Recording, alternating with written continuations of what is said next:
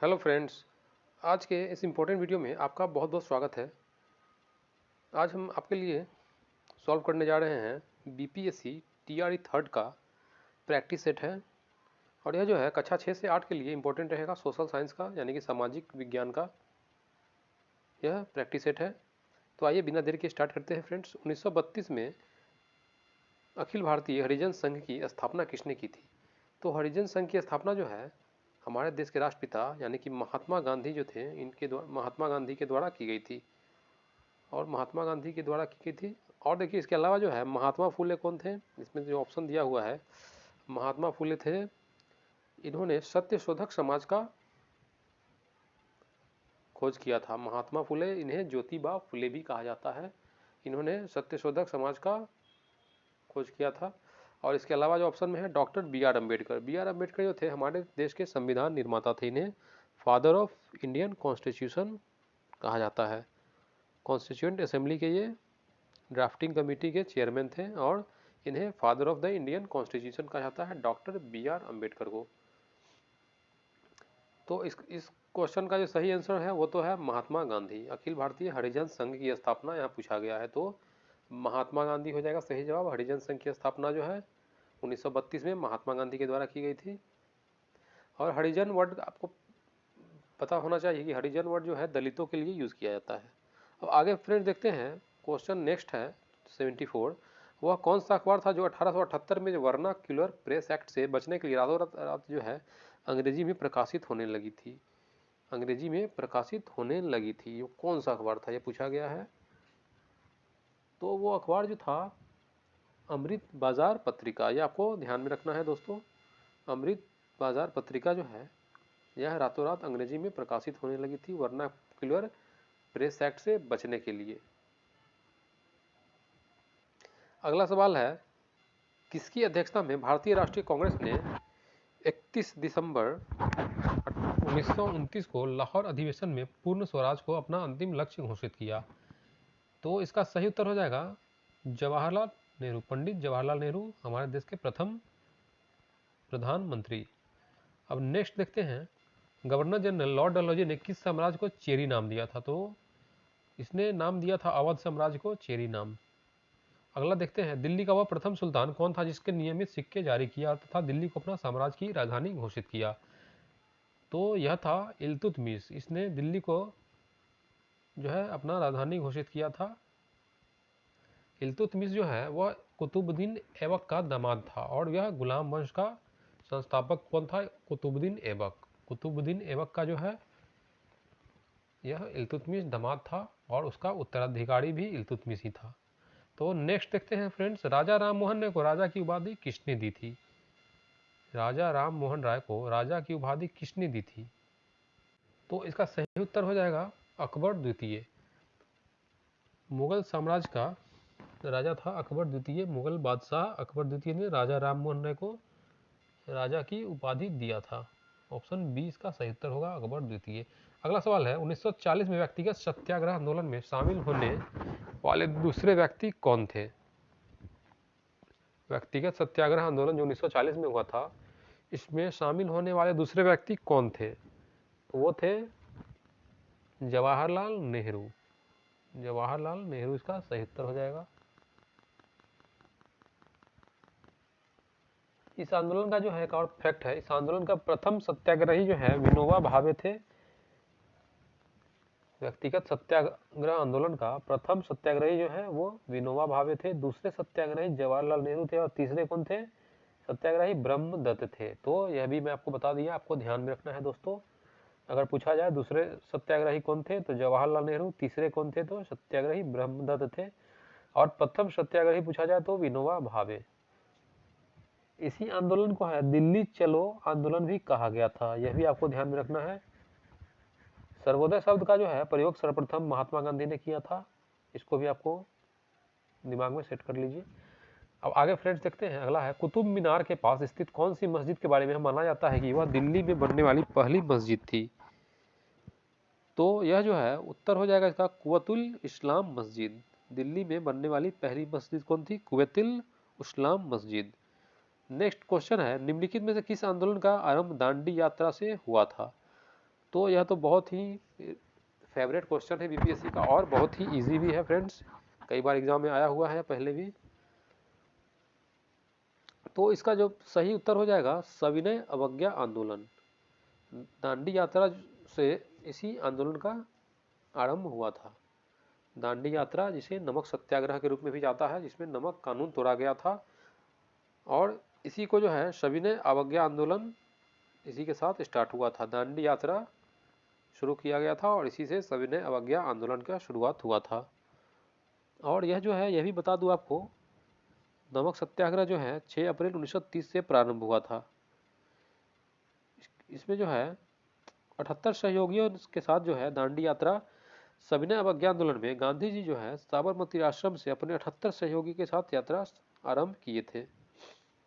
साबरमती आश्रम से इन्होंने इस आंदोलन का शुरुआत किया था और ख़त्म कहाँ किया था, दांडी नामक जगह जो कि गुजरात में स्थित है, यहाँ पे इन्होंने इसको ख़त्म किया था। इनके साथ जो है 78 सहयोगी इनके साथ थे, तो इसी के लिए इसका नाम दांडी यात्रा पड़ा था कि दांडी में इस यात्रा का खात्मा हुआ था और नमक कानून को इन्होंने गांधी जी ने तोड़ा था।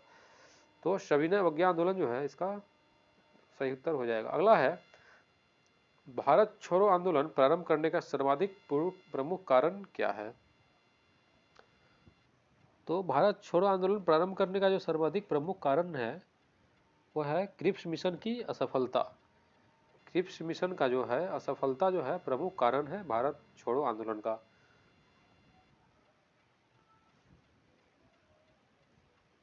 और भारत छोड़ो आंदोलन कब हुआ था शुरुआत फ्रेंड्स, ये भी आप लोगों को ध्यान में रखना चाहिए। तो 1942 में हुआ था। भारत छोड़ो आंदोलन कब हुआ था, 14 जुलाई 1942 को इसका अनुमोदन जो है कांग्रेस के कार्यकारिणी समिति द्वारा 14 जुलाई 1942 को किया गया था। तो सही उत्तर इस प्रश्न का हो जाएगा क्रिप्स मिशन की असफलता। नेक्स्ट है फ्रेंड्स 83 नंबर देखते हैं। साइमन कमीशन के आने के विरुद्ध भारतीय जन आंदोलन जो है क्यों हुआ था। प्रश्न में कह रहा है साइमन कमीशन के आने के विरुद्ध भारतीय जन आंदोलन क्यों हुआ। तो इसका ऑप्शन देख लेते हैं। देखिए इसका सही उत्तर जो है साइमन कमीशन में जो है एक भी भारतीय सदस्य नहीं था। इसका जो है आंदोलन इसलिए किया गया था कि इसमें एक भी भारतीय सदस्य को शामिल नहीं किया गया था, इसलिए भारतीयों ने जन आंदोलन किया था क्योंकि इसमें एक भी भारतीय सदस्य नहीं थे। अब नेक्स्ट क्वेश्चन है दोस्तों, किताबुल हिंद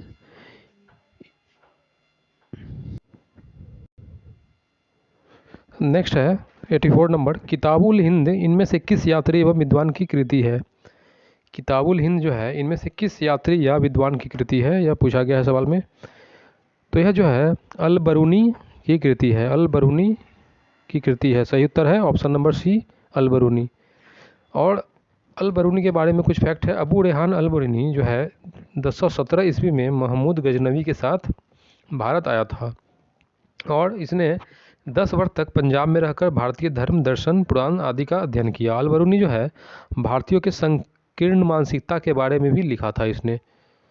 और अल बरूनी ने बताया था कि भारत में जाति प्रथा का एक महत्वपूर्ण विशेषता है कि प्रत्येक जाति अपने से नीचे एक जाति को खोज लेते हैं, और इसका कहना यह भी था कि भारत में जाति प्रथा को स्वीकार किया गया है।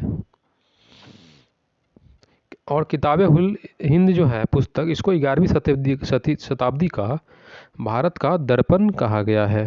यह भी आप लोग को ध्यान में रखना है फ्रेंड्स। इसके अलावा इसमें देखिए, अब नेक्स्ट देखते हैं सहायक गठबंधन यानी कि सब्सिडरी अलायंस जो है 1978 में ये क्या था, एक ब्लैंक द्वारा तैयार एक गैर हस्तक्षेप नीति थी। तो यह हो जाएगा लॉर्ड वेलेस्ली के द्वारा जो है तैयार किया हुआ एक गैर हस्तक्षेप नीति था। कि कौन था, लॉर्ड वेलेस्ली। अब आगे देखेंगे 86 नंबर, केंद्र में द्वैध शासन किस अधिनियम के अंतर्गत स्थापित किया गया। द्वैध शासन जो है किस अधिनियम के अंतर्गत स्थापित किया गया था, तो पूछा गया है। तो आइए देखते हैं ऑप्शंस। क्वेश्चन नंबर 86 है, केंद्र में द्वैध शासन किस अधिनियम के अंतर्गत स्थापित किया गया था। तो इसका सही उत्तर जो हो जाएगा भारत सरकार अधिनियम 1935 के अंतर्गत, भारत सरकार अधिनियम 1935 के अंतर्गत इसका सही उत्तर होगा। क्वेश्चन नंबर 87 है, निम्न से किस स्थल पर भगवान बुद्ध ने 4 महान सत्य पर अपना उपदेश दिया था? तो भगवान बुद्ध ने 4 महान सत्य पर अपना उपदेश कहाँ पे दिया था? तो हो जाएगा, इसमें से कोई नहीं होगा सही उत्तर। देखिए यहाँ ऑप्शन में दिए हुए हैं राजगीर, बोध गया, लुम्बिनी। तो बोध गया में तो उन्हें ज्ञान की प्राप्ति हुई थी, और इसमें देखिए ऑप्शन में नहीं दिया है आंसर, इसलिए उपयुक्त में से कोई नहीं होगा इसका सही जवाब। 87 का ई हो जाएगा, उपयुक्त में से कोई नहीं, क्योंकि इसका सही उत्तर जो होगा वो है सारनाथ में। तो भगवान बुद्ध ने सारनाथ में जो है अपना सबसे प्रथम उपदेश दिया था। 4 महान सत्य पर अपना प्रथम उपदेश इन्होंने सारनाथ में दिया था। बता दूं आपको कि सारनाथ जो है उत्तर प्रदेश में है। और सारनाथ का एक और चीज़ पूछा जाता है, सारनाथ का दूसरा एक नाम है ऋषिपट्टनम। फ्रेंड्स, ऋषिपट्टनम जो है कहीं कहीं आपको ऋषिपट्टनम लिखा हुआ भी देखने को मिल सकता है, इसलिए आपको ये भी ध्यान में रखना है। देखिए जिसे बौद्ध ग्रंथों में जो है उपदेश को क्या कहा जाता है, इन्होंने जो उपदेश दिया था इसे धर्म चक्र प्रवर्तन भी कहा गया है। और एक और चीज़ है, एक और क्वेश्चन इससे बनता है फ्रेंड्स कि उन्होंने अपना उपदेश जो दिया था जन साधारण की भाषा पाली में दिया था। अगर सवाल में पूछा जाए कि इन्होंने अपना उपदेश किस भाषा में दिया था, तो सही उत्तर होगा इसका पाली में इन्होंने अपना उपदेश प्रथम दिया था। गौतम बुद्ध का अगर जन्म पूछा जाए तो गौतम बुद्ध का जन्म जो है 563 ईस्वी में कपिलवस्तु नामक लुम्बिनी स्थान पे हुआ था। तो लुम्बिनी जो है यह वन है, यह कपिलवस्तु में है, यहाँ पे इनका जन्म हुआ था। यह कपिलवस्तु में लुम्बिनी पड़ता है जो कि नेपाल में है। अब आगे देखते हैं, क्वेश्चन नेक्स्ट है 88 नंबर, पुरातात्विक स्थल इनाम गांव कहाँ पे है स्थित? पुरातात्विक स्थल इनाम गांव जो है यह कहाँ है? महाराष्ट्र में है। सही उत्तर होगा महाराष्ट्र। अगला है, प्रथम विश्व युद्ध का तत्कालीन कारण क्या है? प्रथम विश्व युद्ध का तत्कालीन कारण क्या था? तो ये हो जाएगा फर्डिनेंड की स्वराज्य में हत्या।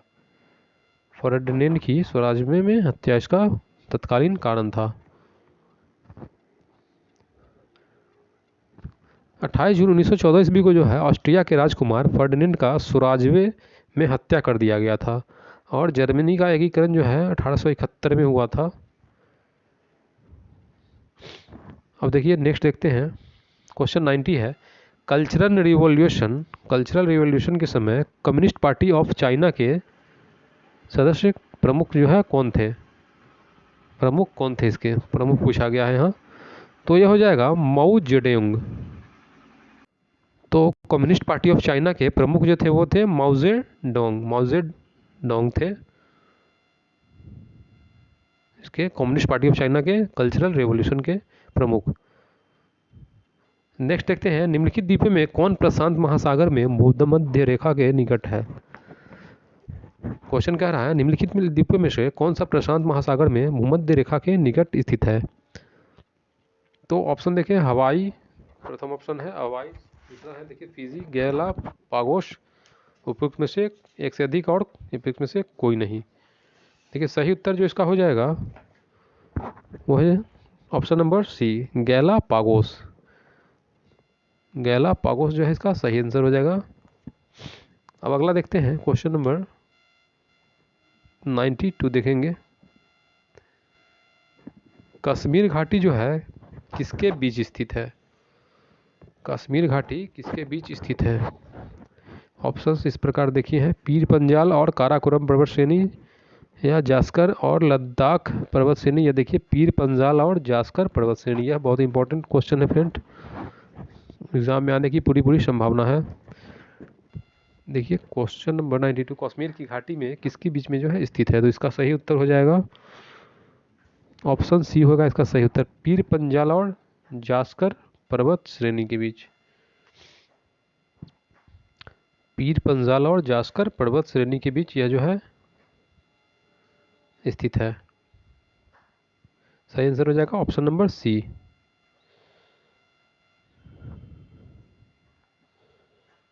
क्वेश्चन है 93 नंबर, कोंकण रेलवे निम्नलिखित राज्यों में से किस राज्य से गुजरती है? कोंकण रेलवे जो है निम्नलिखित राज्यों में से किस राज्य में से गुजरती है? तो देखिए यह गोवा से जरूर गुजरती है कोंकण रेलवे, महाराष्ट्र से गुजरती है, और इसके अलावा जो है यह कर्नाटक से भी गुजरती है। तो महाराष्ट्र, गोवा और कर्नाटक से गुजरती है यह। देखिए यह जो है इसमें ऑप्शन, दो ऑप्शन सही है, गोवा और महाराष्ट्र दोनों सही हैं, इसलिए इसका सही उत्तर जो हो जाएगा वो है ऑप्शन नंबर डी। उपयुक्त में से एक से अधिक इसका सही आंसर हो जाएगा।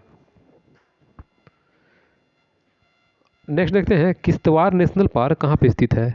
किश्तवाड़ नेशनल पार्क जो है यह जम्मू कश्मीर में स्थित है। क्वेश्चन नेक्स्ट है 95, गोल्डन त्रिभुज यानी गोल्डन ट्रायंगल एक विशिष्ट क्षेत्र जो मादक द्रव्यों को तस्करी के लिए विख्यात है, किस देश में है? गोल्डन ट्रायंगल जो है यह किस देश में स्थित है, यह पूछा गया है। तो ये जो है 3 देशों में इसमें स्थित है फ्रेंड्स। पहला देखिए लाओस में भी स्थित है, लाओस में स्थित है। इसके अलावा जो है लाओस में है, और देखिए थाईलैंड और म्यांमार भी में भी स्थित है, तीनों है। इन तीनों देश का ही समूह है यह, और गोल्डन ट्रायंगल इसे कहा जाता है। तो इसका सही आंसर जो हो जाएगा दोस्तों, उपयुक्त में से एक से अधिक हो जाएगा। More than one of the above यानी थाईलैंड, म्यांमार और लाओस तीनों कंट्री में यह स्थित है।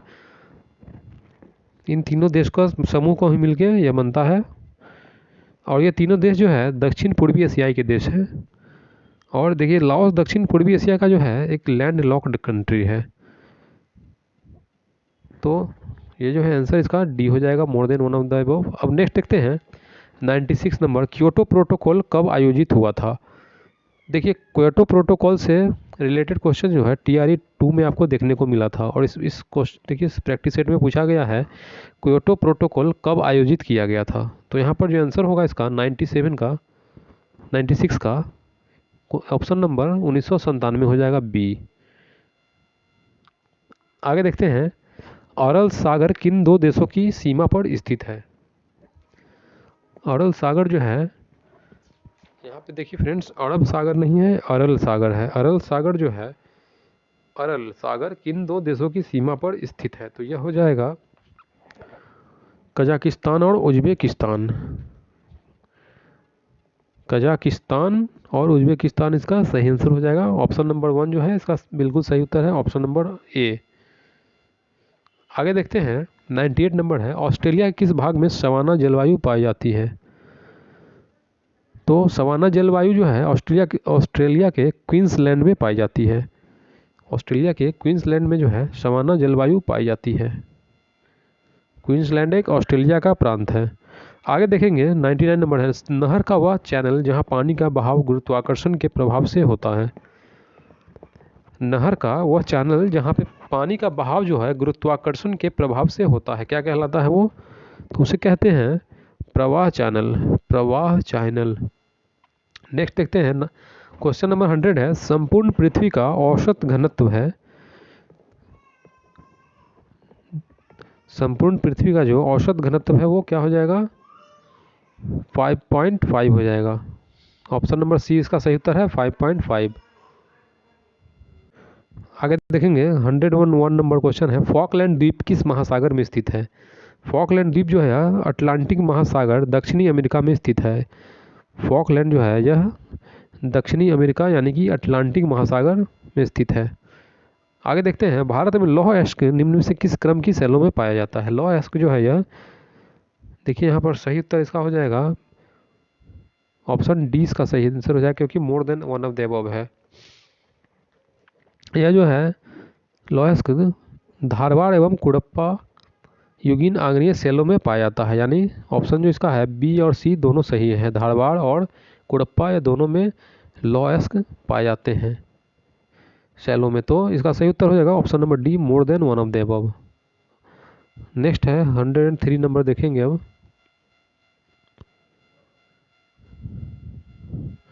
उच्च अक्षांश अनुसंधान प्रयोगशाला है, कहाँ पे है उच्च अक्षांश अनुसंधान प्रयोगशाला? तो यह जो है गुलमर्ग में स्थित है। ऑप्शन नंबर सी इसका सही आंसर होगा, गुलमर्ग। यह जो है कहाँ पे आपको पता है? गुलमर्ग जम्मू एंड कश्मीर में स्थित है गुलमर्ग। तो ऑप्शन नंबर सी हो जाएगा सही उत्तर। नेक्स्ट देखेंगे क्वेश्चन नंबर 104, निम्नलिखित में से कौन सा एक युग में सुमेलित नहीं है? सुमेलित नहीं है या पूछा गया है। हाँ, तो देखिए नर्मदा सतना यह जो है सुमेलित नहीं है। नर्मदा जो है ये सतना ये सुमेलित नहीं है। नर्मदा नदी जो है सतना सुमेलित नहीं, क्योंकि यह नर्मदा नदी तट जो है जबलपुर में अवस्थित है। नर्मदा नदी तट पर जबलपुर अवस्थित है, जबकि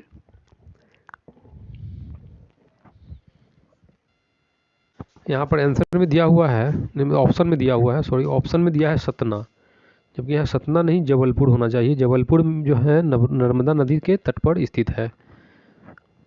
और इसके अलावा जो है जो ऑप्शन दिए हुए सरयू अयोध्या, ये तो सही दिया हुआ है। सरयू जो है सरयू नदी अयोध्या में ही है। अलकनंदा अलकनंदा बद्रीनाथ ये भी सही सुमेलित किया गया है। इसका मतलब आंसर इसका हो जाएगा ऑप्शन ए।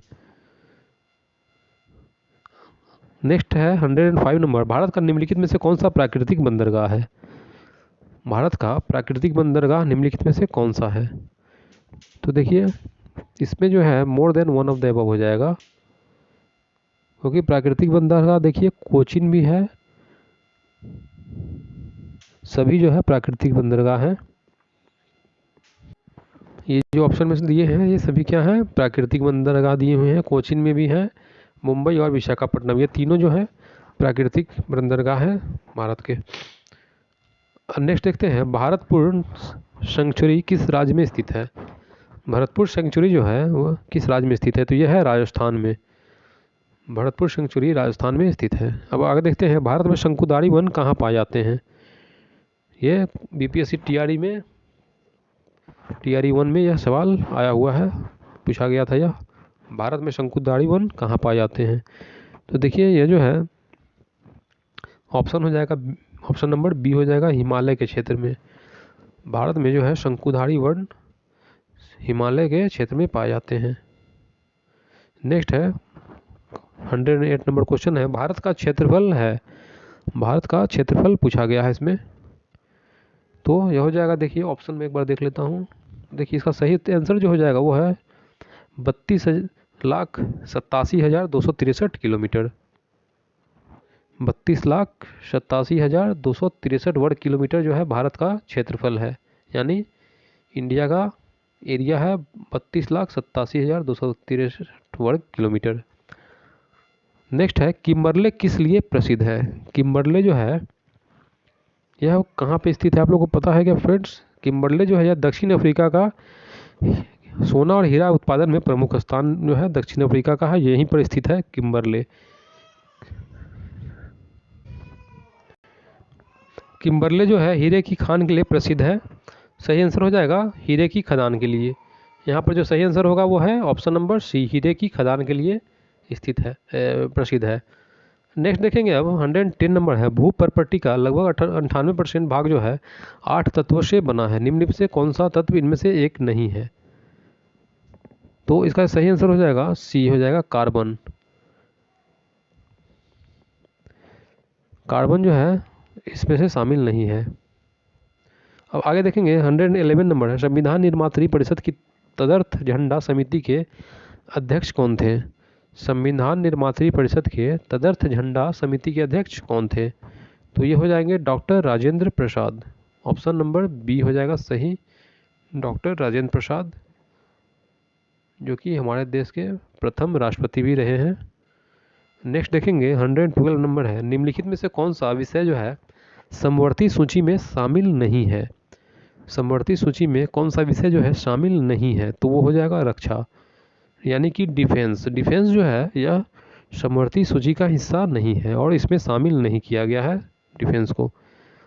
नेक्स्ट देखते हैं क्वेश्चन नंबर 113 है, निम्नलिखित में से किस समिति ने मौलिक कर्तव्यों के समावेश की संस्तुति को किया है? तो इसका हो जाएगा ऑप्शन नंबर स्वर्ण सिंह समिति। सही उत्तर क्या होगा? स्वर्ण सिंह समिति हो जाएगा। मौलिक कर्तव्यों के समावेश किया गया था किस समिति के द्वारा? पूछा जाए तो स्वर्ण सिंह समिति। नेक्स्ट देखेंगे 114 नंबर है, भारतीय संविधान में राज्य केंद्र की शक्तियां एवं कार्य किस प्रकार विभाजित किए गए हैं? क्वेश्चन में पूछा जा रहा है भारतीय संविधान में राज्य केंद्र की शक्तियां एवं कार्य किस प्रकार विभाजित किए गए हैं? तो सही आंसर हो जाएगा इसका ऑप्शन नंबर बी, 3 सूचियों में। इसको जो है 3 सूचियों में विभाजित किया गया है। अगला है, भारत के संविधान का कौन सा अनुच्छेद राज्यपाल की क्षमादान शक्ति से संबंधित है? तो हो जाएगा इसका आंसर अनुच्छेद 161वां हो जाएगा, ऑप्शन नंबर ए अनुच्छेद 161। क्वेश्चन नेक्स्ट है 160 नंबर, 74वें संविधान संशोधन अधिनियम 1992 में भारतीय संविधान में कौन सा भाग जोड़ा गया है? यानी कि 74वें संविधान संशोधन जो हुआ था 1992 में, इसे भारतीय संविधान में कौन सा भाग को जोड़ा गया है? तो हो जाएगा 9A को जोड़ा गया है। आगे देखेंगे 170 नंबर है, राष्ट्रीय महत्व के स्मारकों का संरक्षण का उल्लेख संविधान के किस भाग में है? तो इसका सही उत्तर हो जाएगा भाग 4। ये आप लोग को ध्यान में रखना है, भाग 4। ठीक है, आगे देखते हैं, किस सदन के सदस्यों द्वारा बहुमत से विश्वास प्रस्ताव पास होने पर मंत्रिपरिषद को त्यागपत्र देना पड़ेगा? तो इसका जो सही आंसर होगा वो है लोकसभा के। किस सदन के द्वारा पूछा गया है? तो हो जाएगा लोकसभा के। आगे देखेंगे 190 नंबर है, भारतीय संविधान में निम्न में से किस अनुच्छेद के अनुसार विधान परिषद में धन विधेयक पेश नहीं किया जाएगा?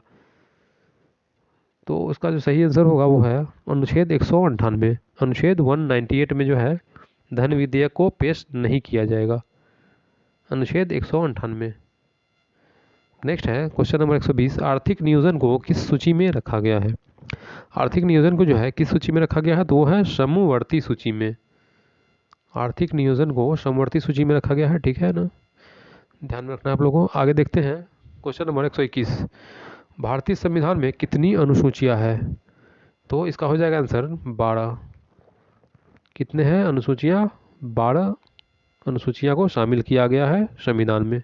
भारतीय संविधान में 12 अनुसूचियां हैं। अब नेक्स्ट देखते हैं क्वेश्चन नंबर 122 है, संविधान के किस अनुच्छेद में बजट शब्द का उल्लेख है? यानी कि बजट शब्द जो है किस उल्लेख में प्रस्तुत किया गया है संविधान में? तो हो जाएगा इसका आंसर जो है उपयुक्त में से कोई नहीं होगा, इसमें से कोई भी सही आंसर नहीं दिया हुआ है।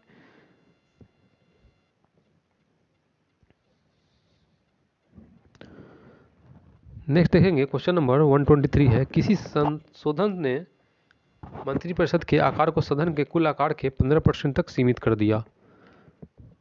तो हो जाएगा 91 संशोधन हो जाएगा, 91वें संशोधन में।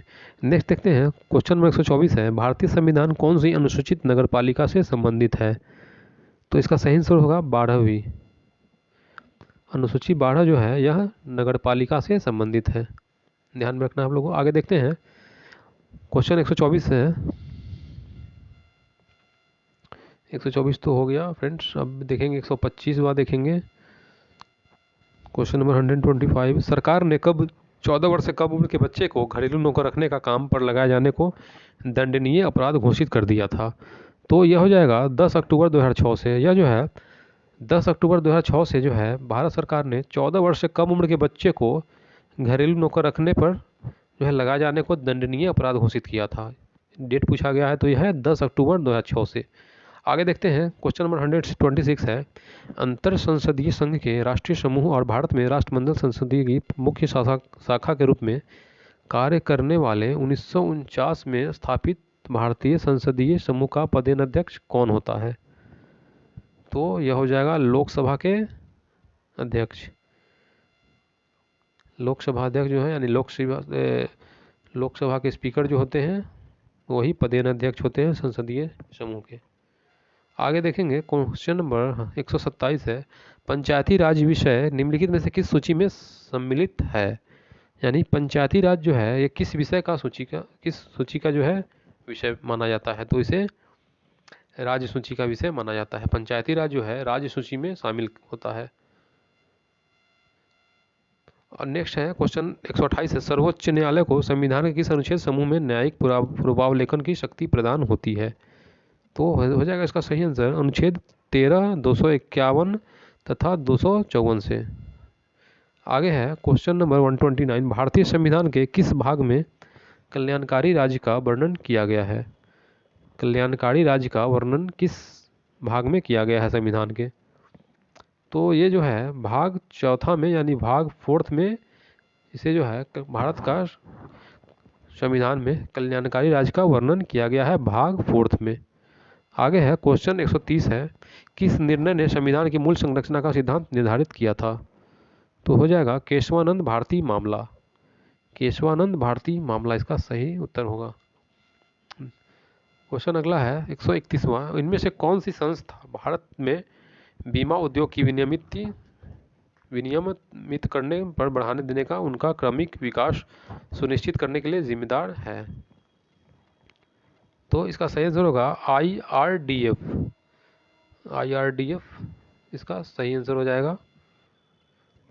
IRDAI यानी कि insurance regulatory and development authority of India. IRDAI यानी कि insurance regulatory and development authority of India, यह आप लोग को भी ध्यान में रखना है। और इसका स्थापना जो है 1999 में किया गया था, यह भी आपको याद रखना है फ्रेंड्स। 1999 में इसकी स्थापना की गई थी। और इसका जो है एक और क्वेश्चन यहाँ से बनता है फ्रेंड्स कि यह किस समिति के सिफारिश पर किया गया था? इसका जो है स्थापना IRDAI का स्थापना जो है किस समिति के सिफारिश पर किया गया था? तो आपको याद रखना है कि मल्होत्रा समिति पर जो है इसका सिफारिश किया गया था। नेक्स्ट क्वेश्चन देखेंगे 132 नंबर है, 1948 में वैश्विक व्यापार को विनियमित करने के लिए गैट जो है की स्थापना कब की गई थी? गैट जो है इसकी स्थापना कब की गई थी और गैट का पूर्ण रूप क्या है? तो ये बता रहे हैं आपको। 131 का देखिए, 131 तो हो गया, 132 देखिए गैट जो है इसका पूर्ण रूप क्या है? तो general agreement on tariff and trade.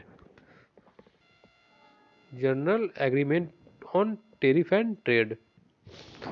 तो इसका सही आंसर होगा यहाँ पे सी हो जाएगा, general agreement for tariff and trade.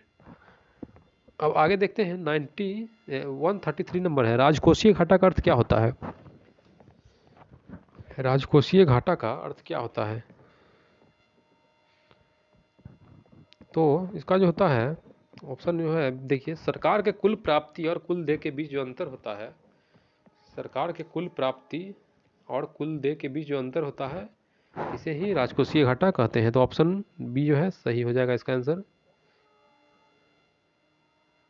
आगे देखेंगे क्वेश्चन नंबर 134 है, औद्योगिक नीति प्रस्ताव 1956 जिसके आधार पर द्वितीय पंचवर्षीय योजना का सृजन किया गया था में उद्योगों को कितनी श्रेणियों में वर्गीकृत किया गया है? तो इसको जो है 3 श्रेणियों में वर्गीकृत किया गया है, 3 श्रेणियों में इसे वर्गीकृत किया गया है, ध्यान में रखना है आपको। आगे है जनजातीय ग्रामों में केंद्र प्रायोजित योजना ग्रामीण खाद्यान्न बैंक योजना 24 नवंबर 2004 को किसके द्वारा चलाई गई थी? तो यह जो है खाद्य सार्वजनिक वितरण और उपभोक्ता मामले में मंत्रालय के द्वारा, खाद्य सार्वजनिक वितरण एवं उपभोक्ता मामले के मंत्रालय के द्वारा। नेक्स्ट क्वेश्चन देखेंगे, भारत सरकार ने राष्ट्रीय किसान नीति को मंजूरी कब प्रदान की थी? यानी गवर्नमेंट ऑफ इंडिया जो है राष्ट्रीय किसान नीति को मंजूरी कब जो है प्रदान किया गया था इसे? तो ये हो जाएगा 2007 में। सही उत्तर क्या होगा? 2007 में हो जाएगा। आगे देखते हैं क्वेश्चन नंबर 137 है, 1992 में ब्राज़ील में आयोजित हुई United Nations conference on environment and development यानी कि UNCED को किस नाम से जाना जाता है? इसे किस नाम से भी जाना जाता है? तो पृथ्वी शिखर सम्मेलन। सही उत्तर होगा पृथ्वी शिखर सम्मेलन के नाम से। नेक्स्ट है 138 नंबर, न्यूनतम समर्थन मूल्य की मूल्य निर्धारित नीति किस दृष्टिकोण का अनुसरण करती है, किसका अनुसार करती है? तो इसका सही उत्तर हो जाएगा 138 का सही उत्तर हो जाएगा अधिक लागत दृष्टिकोण। न्यूनतम समर्थन मूल्य यानी कि इसका जो है MSP भी कहा जाता है इसे, मिनिमम सपोर्ट प्राइस यानी कि MSP मिनिमम सपोर्ट प्राइस भी से कहा जाता है न्यूनतम समर्थन मूल्य। इसका सही आंसर हो जाएगा ऑप्शन नंबर ए हो जाएगा अधिक के लागत दृष्टिकोण से। नेक्स्ट देखेंगे, ब्रेटन वुड्स समझौते के तहत कब एक नई अंतर्राष्ट्रीय मौद्रिक प्रणाली को प्रारंभ किया गया था? ब्रेटन वुड्स का जो समझौता था उसके तहत जो है 1944 में एक नई अंतर्राष्ट्रीय मौद्रिक प्रणाली जो है प्रारंभ की गई थी। कब की गई थी? 1944 में। क्वेश्चन नेक्स्ट है 140 नंबर। भारत के कृषि क्षेत्र में व्याप्त अदृश्य या छिपी हुई बेरोजगारी का प्रमुख कारण क्या है? यानी कृषि के क्षेत्र में जो व्याप्त अदृश्य या छिपी हुई बेरोजगारी जो है इसका प्रमुख कारण क्या होता है भारत में? तो ये होता है कृषि पर जनसंख्या का अधिक बोझ। यानी कि हमारे देश में जो किसान हैं और जो वो कृषि करते हैं उसके रेशियो में जो है, उसके रेशियो के अनुसार जनसंख्या जो है अधिक है। जनसंख्या का उस पर जो है लोड बहुत ज़्यादा है। यानी कि भारत का अत्यधिक जनसंख्या जो है इसका बोझ पड़ता है कृषि पर। नेक्स्ट देखेंगे क्वेश्चन 141 है। एक निश्चित समय अवधि के दौरान अर्जित या अनर्जित मौद्रिक या अन्य प्रकार के लाभों की मात्रा को किस नाम से जाना जाता है? तो इसको जो है आय के नाम से जाना जाता है, यानी कि इनकम। आय यानी कि इनकम के नाम से जाना जाता है। देखिए क्वेश्चन क्या कह रहा है, फिर से बता दूं एक बार। एक निश्चित समय अवधि के दौरान यानी कि एक फिक्स टाइम पीरियड के दौरान जो है अर्जित या अनअर्जित मौद्रिक या अन्य प्रकार के लाभों को मात्रा को किस नाम से जानते हैं? तो उसे इनकम यानी कि आय के नाम से जानते हैं। आगे देखेंगे हम 142 नंबर। टोकन, क्रेडिट या धन के उपयोग के बिना वस्तुओं या सेवाओं के प्रत्यक्ष विनिमय के लिए किस शब्द का प्रयोग किया जाता है? तो ये जो है वस्तु विनिमय यानी कि बार्टर किया जाता है, बार्टर का प्रयोग किया जाता है।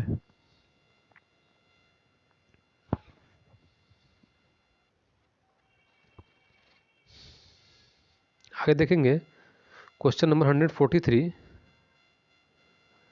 एक प्रकार का प्रत्यक्ष कर है जो भारतीय स्टॉक एक्सचेंजों के माध्यम से प्रतिभूतियों की खरीद बिक्री के समय पर लगाया जाता है। ये क्या है? एक प्रकार का प्रत्यक्ष कर है। कौन सा है वो? तो हो जाएगा प्रतिभूति लेन देन कर। सही उत्तर क्या होगा? प्रतिभूति लेन देन कर हो जाएगा इसका सही आंसर। आगे है क्वेश्चन नंबर 144। उपभोक्ता संरक्षण विधेयक जो कि 2018 के उपभोक्ता संरक्षण अधिनियम का स्थान ले लिया है, जिसे कब लागू किया गया था?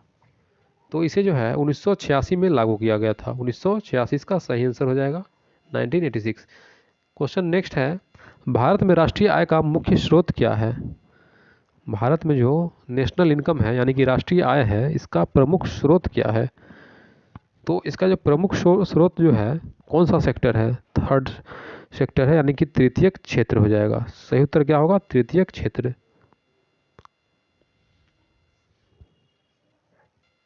तृतीयक क्षेत्र जो है इसे सेवा क्षेत्र भी कहा जाता है। फ्रेंड्स ये भी आप लोग को ध्यान में रखना है कि तृतीयक क्षेत्र को सेवा क्षेत्र के नाम से भी जानते हैं। और इसका योगदान जो है भारत का राष्ट्रीय आय में कितना है? 54% होता है। 54% होता है इसका। देखिए 3 तरह के क्षेत्र होते हैं। प्राथमिक क्षेत्र होते हैं, इसमें जो है कृषि, पशुपालन, खनन और मत्स्य पालन को शामिल किया जाता है। और द्वितीय क्षेत्र में जो है विनिर्माण और उद्योग भी आता है, यानी कि इंडस्ट्रीज और उद्योग जो भी होते हैं वो आते हैं। और तृतीय क्षेत्र में सेवा क्षेत्र यानी कि सर्विस यानी कि सेवा क्षेत्र को शामिल किया गया है। तो सही उत्तर यहाँ पे हो जाएगा तृतीय क्षेत्र यानी कि सेवा क्षेत्र। नेक्स्ट है question number 146। Asian development bank यानी कि एशियाई विकास बैंक का मुख्यालय कहाँ पे है? एशियाई विकास बैंक जो है इसका मुख्यालय पे कहाँ पे है? तो यह जो है फिलीपींस में है। सही आंसर क्या हो जाएगा? फिलीपींस। नेक्स्ट देखेंगे अब,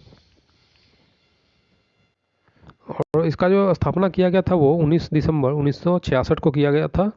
और यह जो है फिलीपींस में यानी कि मनीला जो है पड़ता है, यहाँ पे फिलीपींस में मनीला में पड़ता है, इसका एडीबी का मुख्यालय है। अब आगे देखते हैं क्वेश्चन नंबर 147 है। आर्थिक विकास का एक अच्छा संकेतक क्या होता है? आर्थिक विकास का एक अच्छा संकेतक जो है ब्लैंक में निरंतर वृद्धि करता है। तो ये हो जाएगा जीडीपी यानी कि ग्रॉस डोमेस्टिक प्रोडक्ट में जो है वृद्धि होता है, तब जाकर आर्थिक विकास एक अच्छा संकेत माना जाता है। यानी कि जीडीपी का बढ़ते जाना यानी कि जीडीपी का वृद्धि होना। नेक्स्ट देखेंगे अब क्वेश्चन 148वां है। अंतर्राष्ट्रीय परमाणु ऊर्जा एजेंसी एक क्या है? अंतर्राष्ट्रीय परमाणु ऊर्जा एजेंसी जो है क्या है? एक संयुक्त राष्ट्र के तत्वाधीन में जो है एक स्वायत्तशासी अंतर सरकारी संगठन है। अगला है उत्पादन के वर्धित स्तर से प्राप्त लागत में अनुपातिक बचत को क्या कहा जाता है? तो इसका जो सही उत्तर हो जाएगा वो है ऑप्शन नंबर ए, बड़े पैमाने की अर्थव्यवस्था, यानी कि इकोनॉमीज जो है of scale, economies of scale, बड़े पैमाने की अर्थव्यवस्थाएं। क्वेश्चन है 150 and last question, the quest for equity in development नामक पुस्तक के लेखक कौन है? इस पुस्तक जो है the quest for equality in development का जो पुस्तक है ये मनमोहन सिंह के द्वारा लिखा गया है। क्या हो जाएगा? मनमोहन सिंह, जो देश के प्रधानमंत्री भी रह चुके हैं, एक अर्थशास्त्री थे मनमोहन सिंह, इन्हीं के द्वारा लिखा हुआ था पुस्तक the quest for equity in development नामक पुस्तक। तो फ्रेंड्स ये था आज का अपना इम्पोर्टेंट वीडियो। उम्मीद है आप लोगों ने इसे बहुत ध्यानपूर्वक देखा होगा और बहुत कुछ याद किया होगा इससे। यह आपका बीपीएससी टीआरई 3rd यानी कि शिक्षक भर्ती तीसरे चरण का जो एग्ज़ाम होने वाला है कुछ ही दिनों में, इसके लिए बहुत ही महत्वपूर्ण रहने वाला है ये वीडियो। तो जिन्होंने चैनल को सब्सक्राइब नहीं किया है कृपया सब्सक्राइब कर ले और वीडियो को लाइक करना भी ना भूलें। तो थैंक्स फॉर वॉचिंग फ्रेंड्स, जय हिंद, मिलते हैं अपने अगली वीडियो में।